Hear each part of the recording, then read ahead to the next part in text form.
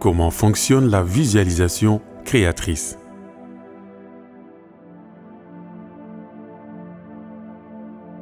Maintenant que nous avons vu ensemble le pouvoir de la visualisation créatrice, nous allons vous montrer comment elle fonctionne. La visualisation créatrice ou l'expérience synthétique est la technique qui utilise l'imagination, autrement dit l'imagerie mentale, afin de réaliser ses désirs. Cette technique est loin d'être nouvelle, inédite ou même insolite, car vous et moi l'utilisons à chaque instant de notre existence, même si pour beaucoup d'entre nous, de manière inconsciente. C'est la puissance naturelle de l'imagination, l'énergie créatrice fondamentale de l'intelligence universelle, ou comme dirait un physicien quantique, le champ de tous les possibles. Nos expériences ou interprétations négatives sur la vie et une contemplation continue du pôle négatif, et ceci via nos interactions au quotidien, nous ont fait attendre et imaginer inconsciemment et surtout automatiquement des limitations de toutes sortes, des lacunes, difficultés et autres problèmes comme étant notre lot quotidien, une certaine normalité. Sachez dès à présent que nous les avons plus ou moins fabriqués nous-mêmes de toutes pièces. Mais ce chapitre vous apprendra comment enfin utiliser cette formidable puissance d'imagination innée de manière consciente, vous donnant ainsi un moyen scientifique pour créer tout ce que vous désirez vraiment. Amour, plénitude, joie, harmonie intérieure, relations satisfaisantes, santé, beauté, prospérité, expression de soi, créativité. La visualisation créatrice vous ouvrira les portes de la générosité et de l'abondance naturelle et illimitée de la vie. Comme annoncé plus haut, l'imagination est votre aptitude à créer dans votre esprit une idée ou une image mentale, ce que nous faisons en réalité tous les instants de notre vie. Cependant, dans le cas de la visualisation créatrice, votre imagination vous permet de créer une image précise de ce que vous souhaitez voir se produire, puis de porter votre attention régulièrement sur cette image, une idée, afin d'en imprégner votre subconscient et à créer de nouveaux types de réflexes automatiques ou de nouvelles connexions neuronales, lui fournissant ainsi une énergie positive jusqu'à sa manifestation tangible dans le monde objectif. En d'autres termes, jusqu'à ce que vous accomplissiez réellement ce que vous avez visualisé. Votre objectif peut se situer à n'importe quel plan que vous voulez voir croître, intellectuel, charnel, matériel ou spirituel. Vous pouvez vous imaginer avec le travail de vos rêves, votre maison idéale ou vivant des relations harmonieuses avec le partenaire de vos fantasmes ou encore jouissant d'une santé parfaite avec une vitalité débordante ou tout simplement avec la silhouette idéale. Vous pouvez également vous voir avec une confiance illimitée et un charisme de leader ou tout bonnement rayonnant de bonheur et d'amour. Les possibilités sont infinies. Quel que soit le plan sur lequel porte votre démarche, vous obtiendrez des résultats.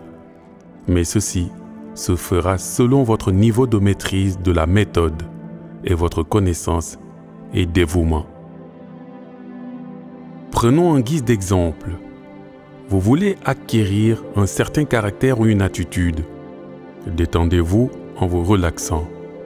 Essayez de vous mettre dans un état alpha, c'est-à-dire un état profondément serein et méditatif. Imaginez mentalement que vous êtes doté des qualités que vous cherchez à acquérir. Dans cette mise en scène, ne vous censurez surtout pas, mais explorez tout ce qui représente pour vous ces traits de caractère. Voyez vos proches vous congratuler et vos amis vous féliciter. Ressentez les émotions et sentiments que ça procure chez vous. Sentez les parfums et entendez les voix tout autour.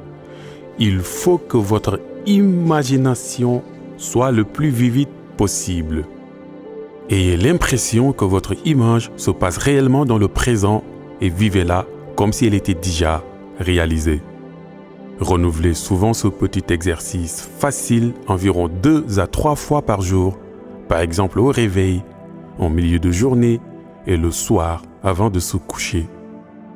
Si votre désir est sincère et votre intention authentique, alors vous remarquerez que votre mentalité, attitude et personnalité ont changé, car vous le sentirez vous-même et votre entourage vous le confirmera.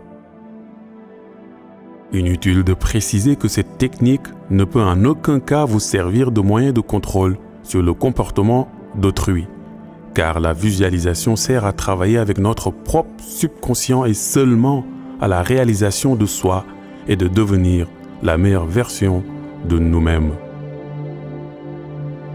La visualisation scientifique ou créatrice n'a rien à voir avec une croyance métaphysique ou spirituelle.